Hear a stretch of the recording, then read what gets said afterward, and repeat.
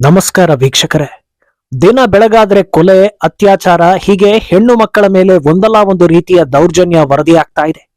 ಇದೆಲ್ಲ ಯಾಕೆ ಪದೇ ಪದೇ ನಡೀತಾ ಇದೆ ಅಂತ ಜನರನ್ನ ಕೇಳಿದ್ರೆ ಅವರು ಹೇಳೋದು ಒಂದೇ ಮಾತು, ಅದೇನಂದ್ರೆ ಕಾನೂನು ವ್ಯವಸ್ಥೆ ಬಿಗಿಯಾಗಿಲ್ಲ ಅಂತ. ಆದ್ರಿಂದ ದುಷ್ಕರ್ಮಿಗಳಲ್ಲಿ ಭಯ ಕಡಿಮೆ ಆಗಿದೆ ಅಂತ.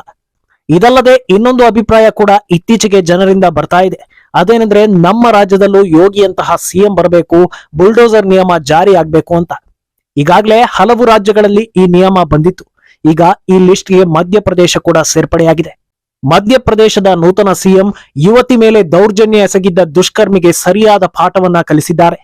ಇನ್ನೊಂದೆಡೆ ಪ್ರಧಾನಿ ಮೋದಿ ಇತ್ತೀಚೆಗೆ ಮಾಡಿದ ಭಾಷಣದಲ್ಲಿ ಹಲವು ವಿಚಾರಗಳನ್ನ ಹೇಳಿದ್ದು, ಕೆಲವೊಂದು ವಿಚಾರಗಳು ಚರ್ಚೆಗೆ ಗ್ರಾಸವಾಗ್ತಾ ಇದೆ. ಇತ್ತ ಗೃಹ ಸಚಿವ ಅಮಿತ್ ಶಾ ಕೂಡ ಸ್ಫೋಟಕ ಹೇಳಿಕೆಯೊಂದನ್ನ ನೀಡಿದ್ದಾರೆ. ಇದೆಲ್ಲದರ ಜೊತೆಗೆ ಫಲಿತಾಂಶಕ್ಕೂ ಮುನ್ನವೇ ಬಿಜೆಪಿ 1 ಸೀಟನ್ನ ಗೆದ್ದಿದೆ. ಇದೆಲ್ಲವನ್ನ ಒನ್ ಬೈ ಒನ್ ಹೇಳ್ತಾ ಹೋಗ್ತೀವಿ. ಈ ವಿಡಿಯೋವನ್ನ ತಪ್ಪದೆ ಕೊನೆ ತನಕ ನೋಡಿ. ಅದಕ್ಕೂ ಮುನ್ನ ಮೀಡಿಯಾ ಮಾನ್ಸ್ಟರ್ ಚಾನೆಲ್ ಅನ್ನ ತಪ್ಪದೆ ಸಬ್ಸ್ಕ್ರೈಬ್ ಮಾಡಿ. ಹೌದು, ಮಧ್ಯಪ್ರದೇಶದಲ್ಲಿ ಸಿಎಂ ಮೋಹನ್ ಯಾದವ್ ನೇತೃತ್ವದ ಸರ್ಕಾರ ಇಂಥದೊಂದು ದೊಡ್ಡ ಕೆಲಸ ಮಾಡಿ ಇಡೀ ದೇಶದ ಜನರ ಸಂತಸಕ್ಕೆ ಪಾತ್ರವಾಗಿದೆ. ಅಂದಹಾಗೆ ಅಲ್ಲಿ ನಡೆದಿದ್ದೇನು, ಸಿಎಂ ಮಾಡಿದ್ದೇನು ಅನ್ನೋದನ್ನ ಹೇಳ್ತಾ ಹೋಗ್ತೀವಿ. ಅಯಾನ್ ಪಠಾಣ್ ಅನ್ನೋ ದುಷ್ಕರ್ಮಿಯೊಬ್ಬ ಯುವತಿಯನ್ನ ಅತ್ಯಾಚಾರ ಮಾಡಿ ಹಿಂಸಿಸಿದ್ದಾನೆ. ಹಿಂದೂ ಹುಡುಗಿಯೊಬ್ಬಳನ್ನ ಟಾರ್ಗೆಟ್ ಮಾಡಿದ್ದ ಆತ ಬಲವಂತವಾಗಿ ಆಕೆಯನ್ನ ಪ್ರೀತಿಯ ಬಲೆಯಲ್ಲಿ ಬೀಡಿಸಿದ್ದ, ಮದುವೆಯಾಗುವಂತೆ ಪೀಡಿಸ್ತಾ ಇದ್ದ. ಹೀಗೆ ಆಕೆಯ ಮನೆಯವರನ್ನ ವಿರೋಧಿಸಿ ಅವಳನ್ನ ಎಳೆದೊಯ್ದಿದ್ದ ಅಯಾನ್ ಕಳೆದ 1 ತಿಂಗಳಿಂದ ಆಕೆಗೆ ಕೊಡಬಾರದ ಚಿತ್ರಹಿಂಸೆ ಕೊಟ್ಟಿದ್ದಾನೆ. ತನ್ನ ಕಾಮ ತೃಷೆಯನ್ನ ಈಡೇರಿಸಿಕೊಳ್ಳುವುದಕ್ಕಿಂತ ಹೆಚ್ಚಾಗಿ ಆಕೆಗೆ ಟಾರ್ಚರ್ ಮಾಡಿ ವಿಕೃತಿ ಮೆರೆದಿದ್ದಾನೆ. ಆಕೆಯ ಕಣ್ಣಿಗೆ ಮೆಣಸಿನ ಪುಡಿ ಹಾಕೋ ನರರಾಕ್ಷಸ ಬಾಯಿಗೆ ಫೆವಿಕ್ವಿಕ್ ಗಮ್ ಹಾಕಿ ನರಳಾಡುವಂತೆ ಮಾಡಿದ್ದಾನೆ. ಇಷ್ಟಕ್ಕೂ ಸಮಾಧಾನಗೊಳ್ಳದ ದುಷ್ಕರ್ಮಿ ಅಯಾನ್ ಪಠಾಣ್ ಆಕೆಯ ಗಾಯಗಳಿಗೆ ಮತ್ತೆ ಮೆಣಸಿನ ಪುಡಿಯನ್ನ ಹಾಕಿ ಟಾರ್ಚರ್ ಕೊಟ್ಟಿದ್ದಾನೆ. ಕಳೆದ 3-4 ದಿನಗಳಿಂದ ಆಕೆಯನ್ನ ಕೂಡಿ ಹಾಕಿ ಟಾರ್ಚರ್ ಮಾಡಿದ್ದಾನೆ. ಆತನಿಂದ ಹೇಗೋ ಬಚಾವಾಗಿ ಬಂದ ಆಕೆ ನಡೆದ ವಿಚಾರವನ್ನೆಲ್ಲ ಬಹಿರಂಗಪಡಿಸಿದ್ದಾಳೆ. ಈ ಸುದ್ದಿ ಸರ್ಕಾರದ ಗಮನಕ್ಕೆ ಬರ್ತಾ ಇದ್ದಂತೆ ಅಲರ್ಟ್ ಆಗೋ ಮೋಹನ್ ಯಾದವ್ ಅಂಡ್ ಟೀಮ್ ಆತನನ್ನ ವಶಕ್ಕೆ ಪಡೆಯುತ್ತೆ. ಆತನ ಬ್ಯಾಕ್ ಗ್ರೌಂಡ್ ಹಿನ್ನೆಲೆ ಎಲ್ಲವನ್ನ ಚೆಕ್ ಮಾಡೋ ಹೊತ್ತಲ್ಲಿ ಆತ ಇಲ್ಲೀಗಲ್ ಆಗಿ ಕಟ್ಟಿರೋ ಕಟ್ಟಡದಲ್ಲಿ ವಾಸ ಮಾಡ್ತಾ ಇದ್ದ ಅನ್ನೋದು ಬೆಳಕಿಗೆ ಬರುತ್ತೆ. ಇಷ್ಟು ಗೊತ್ತಾಗಿದ್ದೇ ತಡ ಮುಂದಿನ ನಿಮಿಷವೇ ದುಷ್ಕರ್ಮಿ ಅಯಾನ್ ಪಠಾಣ್ ಮನೆ ಎದುರು ಬುಲ್ಡೋಸರ್ ಬಂದು ನಿಂತಿರುತ್ತೆ. ನಂತರ ನಡೆಯೋದು ಕಿರಾತಕನಿಗೆ ತಕ್ಕ ಶಾಸ್ತಿ. ನಿಮಿಷಗಳಲ್ಲಿ ಇಲ್ಲೀಗಲ್ ಕಟ್ಟಡವನ್ನ ಹೊಡೆದುರುಳಿಸಿದೆ ಮೋಹನ್ ಯಾದವ್ ಸರ್ಕಾರ. ಸದ್ಯ ದುಷ್ಕರ್ಮಿ ಪೊಲೀಸ್ ವಶದಲ್ಲಿದ್ದು ಆತನ ಕ್ರೌರ್ಯವೆಲ್ಲ ಒಂದೊಂದೇ ರಿವೀಲ್ ಆಗ್ತಾ ಇದೆ. ಆಕೆಗೆ ಬೆಲ್ಟ್ ನಲ್ಲಿ ಹೊಡೆದು ಹಿಂಸಿಸ್ತಾ ಇದ್ದ ಅನ್ನೋದು ಗೊತ್ತಾಗಿದೆ. ಸದ್ಯ ಆಕೆಗೆ ಆಸ್ಪತ್ರೆಯಲ್ಲಿ ಚಿಕಿತ್ಸೆ ನೀಡಲಾಗ್ತಾ ಇದ್ದು ಕಣ್ಣು ದೃಷ್ಟಿ ಬರೋ ಚಾನ್ಸಸ್ ಕಡಿಮೆ ಅಂತ ಹೇಳಲಾಗ್ತಾ ಇದೆ. ಹಲವು ವರ್ಷಗಳಿಂದ ಮಧ್ಯಪ್ರದೇಶದಲ್ಲಿ ಸಿಎಂ ಫೇಸ್ ಆಗಿದ್ದ ಶಿವರಾಜ್ ಸಿಂಗ್ ಚೌಹಾಣ್ಗೆ ಬೇರೆ ಜವಾಬ್ದಾರಿ ನೀಡಿ ಮೋಹನ್ ಯಾದವ್ರನ್ನ ಸಿಎಂ ಸ್ಥಾನದಲ್ಲಿ ಕೂರಿಸಲಾಗಿತ್ತು. ಅಧಿಕಾರಕ್ಕೆ ಬಂದು ಕೆಲ ತಿಂಗಳುಗಳು ಆಗೋದರ ಒಳಗೆ ಮಹತ್ವದ ನಿರ್ಧಾರ ಕೈಗೊಂಡು ಎಲ್ಲರ ಮೆಚ್ಚುಗೆಗೆ ಪಾತ್ರರಾಗಿದ್ದಾರೆ. ಮಧ್ಯಪ್ರದೇಶ ಜನತೆಗೆ ಮೋಹನ್ ಯಾದವ್ ಹಾಗೂ ಬಿಜೆಪಿ ಸರ್ಕಾರದ ಮೇಲೆ ನಂಬಿಕೆ ಮತ್ತಷ್ಟು ಹೆಚ್ಚಾಗಿದೆ.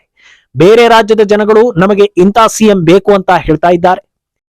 ಪ್ರಧಾನಿ ಮೋದಿ ಇತ್ತೀಚೆಗೆ ತಮ್ಮ ಭಾಷಣದಲ್ಲಿ ಆಡಿದ ಮಾತುಗಳನ್ನ ಇಟ್ಟುಕೊಂಡು ಅದನ್ನೇ ರಾಜಕೀಯ ಅಸ್ತ್ರ ಮಾಡಿಕೊಳ್ಳೋದಕ್ಕೆ ಮುಂದಾಗಿವೆ ವಿಪಕ್ಷಗಳು.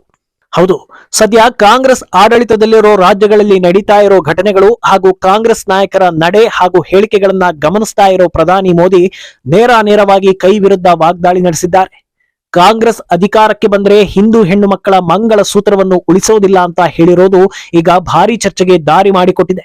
ಹಾಗೆ ಮುಂದುವರೆದು ಹಿಂದೂ ಹೆಣ್ಣು ಮಕ್ಕಳಿಂದ ಕಿತ್ತುಕೊಂಡ ಚಿನ್ನವನ್ನ ಹೆಚ್ಚು ಮಕ್ಕಳು ಮಾಡೋ ಜನರಿಗೆ ಹಂಚ್ತಾರೆ ಅಂತ ಹೇಳಿದ್ದಾರೆ.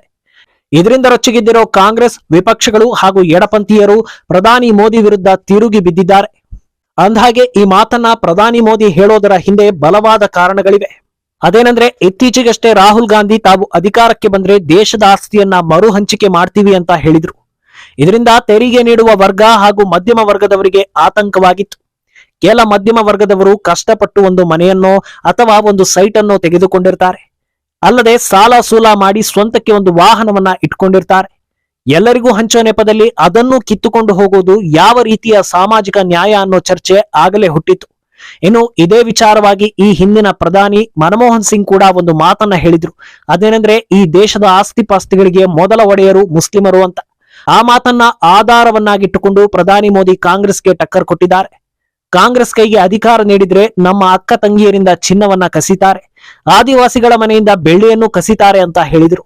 ಇದನ್ನ ಪ್ರಶ್ನೆ ಮಾಡದೇ ಇದ್ರೆ ಓಲೈಕೆ ರಾಜಕಾರಣಕ್ಕೆ ತೊಂದರೆ ಆಗುತ್ತೆ ಅನ್ನೋ ಕಾರಣದಿಂದ ಪ್ರಧಾನಿ ಮೋದಿ ವಿರುದ್ಧ ವಿಪಕ್ಷಗಳು ಮುಗಿಬಿದ್ದಿವೆ ಅನ್ನೋ ಆರೋಪ ಕೇಳಿ ಬರ್ತಾ ಇದೆ. ಒಂದು ಕಡೆ ಈ ಬಗ್ಗೆ ಆಕ್ಷನ್ ತೆಗೆದುಕೊಳ್ಬೇಕು ಅಂತ ವಿಪಕ್ಷಗಳು ಪ್ರಧಾನಿ ಮೋದಿ ವಿರುದ್ಧ ಮುಗಿಬಿದ್ದಿದ್ರೆ, ಚುನಾವಣೆ ಹೊತ್ತಲ್ಲೇ ಕಾಂಗ್ರೆಸ್ ನಾಯಕ ಸಿದ್ದರಾಮಯ್ಯ ಹೇಳಿದ್ದ ಮಾತುಗಳು ಕೂಡ ಈಗ ಹರಿದಾಡ್ತಾ ಇವೆ. ಎಲೆಕ್ಷನ್ ಟೈಮ್ನಲ್ಲಿ ಸಿದ್ದರಾಮಯ್ಯ ಈ ದೇಶದ ಸಂಪತ್ತನ್ನ ಮುಸ್ಲಿಮರಿಗೆ ಹಂಚುತ್ತೇವೆ ಅನ್ನೋ ಮಾತನ್ನ ಹೇಳಿದ್ರು. ಜಾತ್ಯತೀತತೆ ಅಂತ ಹೇಳೋ ನಾಯಕರು ಒಂದೇ ಸಮುದಾಯಕ್ಕೆ ಆಸ್ತಿ ಹಂಚೋ ಬಗ್ಗೆ ಮಾತಾಡ್ತಾರೆ ಅಂದ್ರೆ ಅದರ ಅರ್ಥ ಏನು ಅಂತ ಜನರು ಪ್ರಶ್ನೆ ಮಾಡ್ತಾ ಇದ್ದಾರೆ. ಅಲ್ಲದೆ ರಾಜ್ಯಗಳ ಎಲೆಕ್ಷನ್ ಆಗಲಿ ಅಥವಾ ಲೋಕಸಭಾ ಎಲೆಕ್ಷನ್ ಆಗಲಿ ಕಾಂಗ್ರೆಸ್ ಪ್ರಣಾಳಿಕೆಯಲ್ಲಿ ಈ ಒಂದು ಅಂಶ ಕಾಮನ್ ಆಗಿ ಇದ್ದೇ ಇರುತ್ತೆ ಅನ್ನೋದು ಜನರಿಗೆ ಮನವರಿಕೆ ಆಗ್ತಾ ಇದೆ. ಆದ್ರಿಂದ ಪ್ರಧಾನಿ ಮೋದಿ ಮಾತುಗಳನ್ನ ಜನರು ಅರ್ಥ ಮಾಡಿಕೊಳ್ತಾ ಇದ್ದಾರೆ. ಅಲ್ಲದೆ ಈ ಹಿಂದೆ ಮನಮೋಹನ್ ಸಿಂಗ್ ಹೇಳಿದ್ದ ಮಾತು ಹಾಗೂ ಸಬ್ಕಾ ಸಾಥ್ ಸಬ್ಕಾ ವಿಕಾಸ್ ಅಂತ ಮೋದಿ ಹೇಳಿದ್ದನ್ನು ಜನರು ಒಟ್ಟಿಗೆ ಇಟ್ಟು ಯಾರು ನಿಜವಾದ ಜಾತ್ಯತೀತ ಅಂತ ಪ್ರಶ್ನೆ ಮಾಡ್ತಾ ಇದ್ದಾರೆ. ಮನಮೋಹನ್ ಸಿಂಗ್ ದೇಶದ ಆಸ್ತಿ ಒಂದು ಸಮುದಾಯಕ್ಕೆ ಮೊದಲ ಆದ್ಯತೆ ಅಂತಾರೆ. ಆದ್ರೆ ಪ್ರಧಾನಿ ಮೋದಿ ಭಾರತದಲ್ಲಿರೋ ಪ್ರತಿಯೊಬ್ಬರಿಗೂ ಎಲ್ಲಾ ಸೌಲಭ್ಯಗಳು ಸಿಗಬೇಕು ಅಂತ ಹೇಳ್ತಾರೆ. ಆದ್ರಿಂದ ಯಾರದ್ದು ಸರಿ ಅನ್ನೋದನ್ನ ನೀವೇ ನಿರ್ಧರಿಸಿ ಅಂತ ಸೋಷಿಯಲ್ ಮೀಡಿಯಾದಲ್ಲಿ ಚರ್ಚಿಸ್ತಾ ಇದ್ದಾರೆ. ಅತ್ತ ಕಾಂಗ್ರೆಸ್ ಧರ್ಮಾಧಾರಿತ ಓಲೈಕೆ ಮಾಡ್ತಾ ಇದ್ರೆ, ಇತ್ತ ಅಮಿತ್ ಶಾ ಹಿಂದುಳಿದವರ ಏಳಿಗೆಗೆ ಹೊಸ ನಿರ್ಧಾರವೊಂದನ್ನ ತೆಗೆದುಕೊಂಡಿದ್ದಾರೆ. ಬಿಜೆಪಿ ಅಧಿಕಾರಕ್ಕೆ ಬರ್ತಾ ಇದ್ದ ಹಾಗೆ ಮುಸ್ಲಿಮರ 4% ಮೀಸಲಾತಿಯನ್ನ ತೆಗೆಯುವ ಬಗ್ಗೆ ಭರವಸೆ ನೀಡಿದ್ದಾರೆ. ಈ ಬಗ್ಗೆ ವಿವರಣೆ ನೀಡಿರೋ ಅಮಿತ್ ಶಾ, ಸಂವಿಧಾನದಲ್ಲಿ ಧರ್ಮಾಧಾರಿತ ಮೀಸಲಾತಿಗೆ ಅವಕಾಶ ಇರಲಿಲ್ಲ. ಆದ್ರೆ ಕಾಂಗ್ರೆಸ್ ವೋಟ್ಗಾಗಿ ಸಂವಿಧಾನವನ್ನ ಬದಲಿಸಿ ಬಾಬಾ ಸಾಹೇಬ್ ಅಂಬೇಡ್ಕರ್ ಅವರ ಸಂವಿಧಾನಕ್ಕೆ ಧಕ್ಕೆ ತಂದಿದೆ. ಆದ್ರಿಂದ ಈ ಮೀಸಲಾತಿಯನ್ನ ನಿರ್ಮೂಲನೆ ಮಾಡಲಾಗುತ್ತೆ. ಆದರೆ SC ST ಹಾಗೂ OBC ಸಮುದಾಯಗಳು ಇಂದಿಗೂ ಕೂಡ ಹಲವು ರೀತಿಗಳಲ್ಲಿ ಕಷ್ಟಗಳನ್ನ ಅನುಭವಿಸ್ತಾ ಇರುವುದು ಗಮನಕ್ಕೆ ಬಂದಿದೆ. ಆದ್ರಿಂದ ಈ 4% ಅನ್ನ ಅವರಿಗೆ ಸರಿಯಾಗಿ ಹಂಚಿದರೆ ಅವರ ಜೀವನ ಮಟ್ಟ ಉತ್ತಮಗೊಳ್ಳುವುದಕ್ಕೆ ಸಹಕಾರಿಯಾಗುತ್ತೆ ಅಂತ ಅಮಿತ್ ಶಾ ಹೇಳಿದ್ದಾರೆ. ಇನ್ನು ಲೋಕಸಭಾ ಚುನಾವಣೆಯ ಮತದಾನ ಆರಂಭವಾಗಿದ್ದು ಇನ್ನೂ ಒಂದು ಹಂತದ ಮತದಾನ ಮಾತ್ರ ಮುಗಿದಿದೆ. ಅಷ್ಟರಲ್ಲಾಗಲೇ ಬಿಜೆಪಿಗೆ 1 ಸೀಟ್ ಬಂದಿದೆ. ಹೌದು, ಗುಜರಾತ್ನ ಸೂರತ್ ಲೋಕಸಭಾ ಕ್ಷೇತ್ರದಲ್ಲಿ ಬಿಜೆಪಿ ಗೆದ್ದಿದೆ. ಬಿಜೆಪಿ ಅಭ್ಯರ್ಥಿ ಮುಖೇಶ್ ದಲಾಲ್ ಅವಿರೋಧವಾಗಿ ಆಯ್ಕೆಯಾಗಿದ್ದಾರೆ. ಸೂರತ್ ಕ್ಷೇತ್ರದಲ್ಲಿ ಬಿಜೆಪಿ ಸೇರಿ ಒಟ್ಟು 8 ಅಭ್ಯರ್ಥಿಗಳು ಕಣಕ್ಕಿಳಿದಿದ್ರು. ಕಾಂಗ್ರೆಸ್ನಿಂದ ನೀಲೇಶ್ ಕುಂಬಾಣಿ ನಾಮಪತ್ರವನ್ನ ಸಲ್ಲಿಸಿದ್ರು. ಆದರೆ 3 ಪ್ರಸ್ತಾವಕರಲ್ಲಿ ಒಬ್ಬರನ್ನು ಕೂಡ ಅವರು ಸಾಬೀತು ಮಾಡಲು ಸಾಧ್ಯವಾಗಿರಲಿಲ್ಲ. ಈ ಹಿನ್ನೆಲೆ ಅವರ ನಾಮಪತ್ರವನ್ನ ಅಸಿಂಧು ಅಂತ ಪರಿಗಣಿಸಲಾಯಿತು. ಕಾಂಗ್ರೆಸ್ ಬದಲಿ ಅಭ್ಯರ್ಥಿಯಾಗಿದ್ದ ಸುರೇಶ್ ಪಡಸಾಲ ಅವರ ನಾಮಪತ್ರ ಕೂಡ ಅಸಿಂಧು ಅಂತ ಪರಿಗಣಿಸಲಾಗುತ್ತೆ. ಈ ಬಗ್ಗೆ ಕ್ಲಾರಿಟಿ ನೀಡಿರೋ ಚುನಾವಣಾ ಅಧಿಕಾರಿಗಳು ಈ ಇಬ್ಬರೂ ಅಭ್ಯರ್ಥಿಗಳ ಪ್ರಸ್ತಾವಕರ ಸಹಿಯಲ್ಲಿ ವ್ಯತ್ಯಾಸ ಕಂಡು ಬಂದಿರೋ ಹಿನ್ನೆಲೆ ಅಸಿಂಧು ಮಾಡಿರೋದಾಗಿ ತಿಳಿಸಿದ್ದಾರೆ. ಇನ್ನು ಈ ಬೆಳವಣಿಗೆ ಬೆನ್ನಲ್ಲೇ ಉಳಿದ ಅಭ್ಯರ್ಥಿಗಳು ಕೂಡ ಪೈಪೋಟಿ ನೀಡಲು ಸಾಧ್ಯವಿಲ್ಲ ಅನ್ನೋ ಕಾರಣಕ್ಕೆ ತಮ್ಮ ನಾಮಪತ್ರವನ್ನ ಹಿಂದಕ್ಕೆ ಪಡೆದುಕೊಂಡಿದ್ದಾರೆ. ಸೂರತ್ ಲೋಕಸಭಾ ಕ್ಷೇತ್ರಕ್ಕೆ ದೊಡ್ಡ ರಾಜಕೀಯ ಹಿನ್ನೆಲೆ ಇದ್ದು, ದೇಶದ ಮಾಜಿ ಪ್ರಧಾನಿ ಮೊರಾರ್ಜಿ ದೇಸಾಯಿ ಅವರು ಸಂಸದರಾಗಿ ಆಯ್ಕೆಯಾದ ಕ್ಷೇತ್ರ ಸೂರತ್. 1989ರಿಂದ ಈ ಕ್ಷೇತ್ರದಲ್ಲಿ ಬಿಜೆಪಿ ಗೆಲುವು ಸಾಧಿಸ್ತಾನೇ ಇದೆ. ಅಂದ್ರೆ ಒಮ್ಮೆಯೂ ಕೂಡ ಕಾಂಗ್ರೆಸ್ ಗೆದ್ದ ಇತಿಹಾಸವೇ ಇಲ್ಲ. ಅದರಲ್ಲೂ ಈ ಬಾರಿ ಚುನಾವಣೆಗೂ ಮೊದಲೇ ಬಿಜೆಪಿ ಗೆದ್ದಿರೋದು ದಾಖಲೆ ಬರೆದಂತಾಗಿದೆ. ಒಟ್ನಲ್ಲಿ ಒಂದು ಕಡೆ ಬಿಜೆಪಿ ಅಲೆ ಹೆಚ್ಚುತ್ತಾ ಇದ್ದು, ಅದಕ್ಕೆ ತಕ್ಕಂತೆ ಬಿಜೆಪಿ ಅಧಿಕಾರ ಇರೋ ರಾಜ್ಯಗಳಲ್ಲಿ ತೆಗೆದುಕೊಳ್ತಾ ಇರೋ ದಿಟ್ಟ ನಿರ್ಧಾರಗಳು ಕೂಡ ಜನಮನ್ನಣೆಗೆ ಪಾತ್ರವಾಗ್ತಾ ಇದೆ.